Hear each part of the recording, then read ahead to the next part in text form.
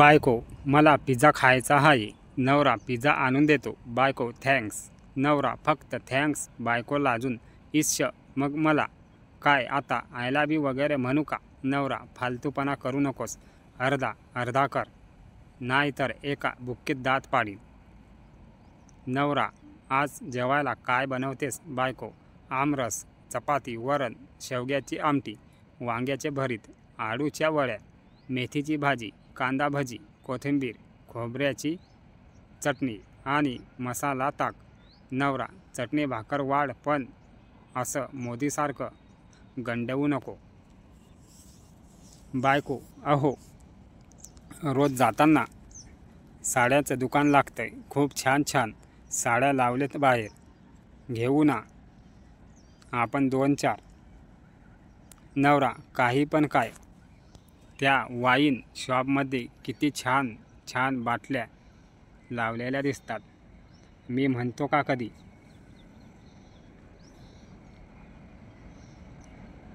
बायको बाथरूममधून लाडीक आवाजात, अहो मी साबण लावलाय, जरा तुमच्या मजबूत हाताने चोळून देता का? नवरा, आलोच. पेपर वाचता वाचता तडक बाथरूमकडे धावत घेऊन आत घुसतो. बायको, अहो ह्या बाटलीवर कपड्यांना साबण लावून ठेवलाय, नीट रगडून धुवा. मला स्वयंपाकाचं काम आहे, मी जाते. नवरा बायकोचं भांडण होतं. बायको, मी चालले घर सोडून, तुम्ही एकटेच राहा. नवरा, मी चाललो देवळात. बायको, मी परत येणार नाही, तुम्ही कितीही नवस केले तरी. नवरा, अगं वेडे, मी नवस फेडायला चाललोय.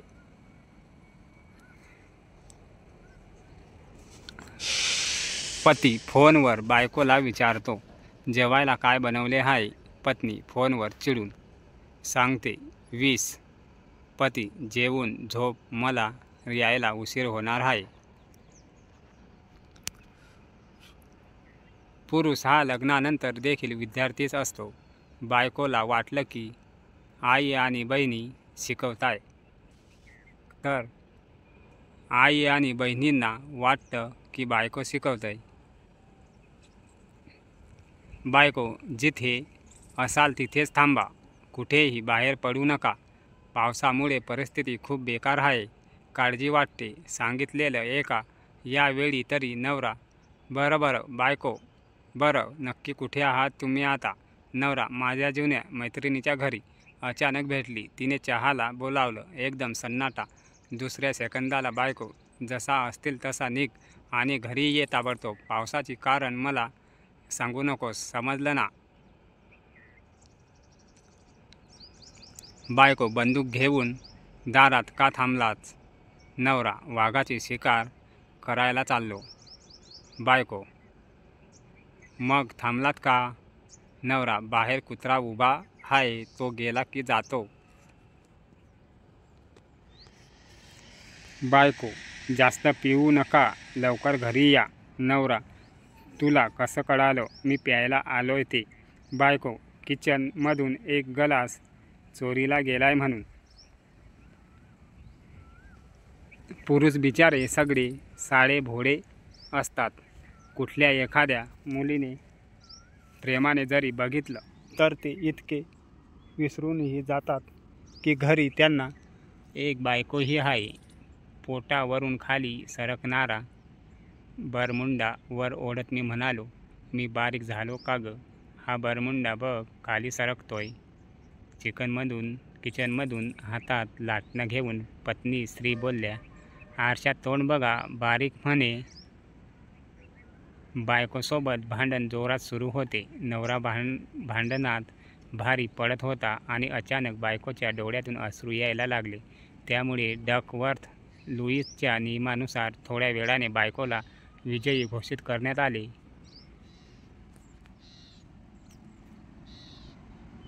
ज्याची बायको चांगला स्वयंपाक करते त्याचे सुगीचे दिवस, चांगला स्वयंपाक करत नसेल तर मॅगीचे दिवस, करतच नसेल तर स्विगीचे दिवस.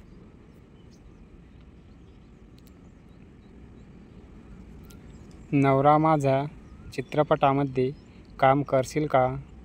बायको: हो करेल. काय करावं लागेल मला? नवरा: तुला हळूहळू पाण्यात उतरावं लागेल. बायको: बरं, मग पण या चित्रपटाचं नाव काय? नवरा: गेली म्हैस पाण्यात. नवरा: वकील साहेब, मला लवकरात लवकर घटस्फोट हवा आहे. गेले 6 महिने माझी बायको माझ्याशी एक शब्दसुद्धा बोलली नाही. वकील: परत एकदा विचार करा. एवढी गुणी बायको पुन्हा मिळणार नाही.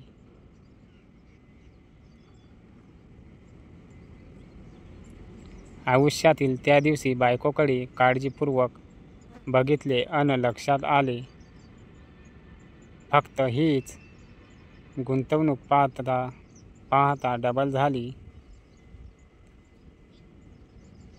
जेव्हा मुलगी लग्न करून सासरी येते तेव्हा ती एकदम अनभिज्ञ अनोळखी असते आणि 1 वर्षानंतर सगळं माहिती. मला उगाच माझं तोंड घालवू नको.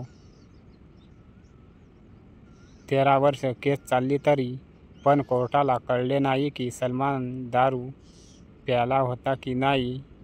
आणि आमच्या बायका नुसतं फोनवर हॅलो म्हटलं की कमी प्या आणि लवकर या घरी असं म्हणतात.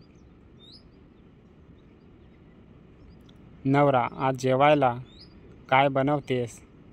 बायको: आमरस, चपाती, वरण, शेवग्याची आमटी, वांग्याचे भरीत, आळूच्या वड्या, मेथीची भाजी, कांदा भजी, कोथिंबीर, खोबऱ्याची चटणी आणि मसाला टाक. नवरा: चटणी भाकर वाढ, पण असं मोदीसारखं गंडवू नको. पती पत्नी एका गच्च गर्दी असलेल्या बसमधून प्रवास करत होते.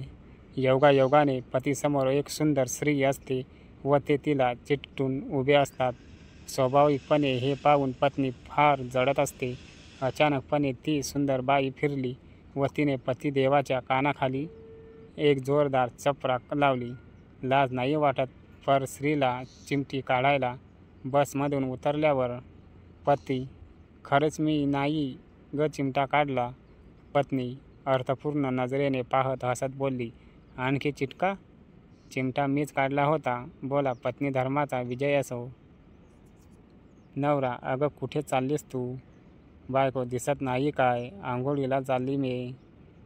नवरा: अगं पण मोबाईल घेऊन. बायको: मग बाटली भरेपर्यंत काय करू? ती म्हणाली: प्रेमात प्रत्येकाने ताजमहल बनवायची काही गरज नाही. रोज भांडी घासली आणि कपडे धुतले तरी खूप झालं. पती सोफ्यावर आडवा पडला होता. पत्नीने त्याच्या डोक्यात हुंडका मारला. पती: का मारलीस यार? पत्नी: तुमच्या खिशात एक चिठ्ठी सापडली. तिच्यावर रेश्मा असे लिहिले होते. पती: अगं ती रेसची घोडी आहे. कालच्या रविवारी मी रेस खेळायला गेलो होतो ना. पत्नी: सॉरी. 4 दिवसानंतर पती घरी येताच त्याच्या डोक्यात पुन्हा दणका बसला.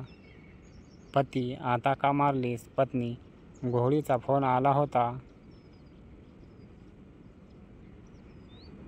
असेच बायकोसोबत काल झालेल्या शाब्दिक चकमकीनंतर असं वाटलं की एक भारतरत्न असा बायकोसाठी पण असलं पाहिजे, ज्या 300 शब्द प्रति मिनिट बोलल्यानंतर म्हणतात की माझं तोंड उघडायला लावू नका.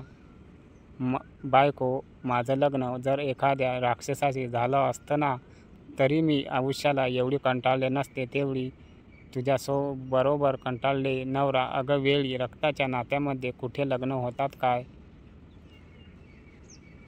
असेच व्हिडिओ बघण्यासाठी आमच्या चॅनलला सबस्क्राईब करायला विसरू नका आणि आपल्या मित्रांना शेअर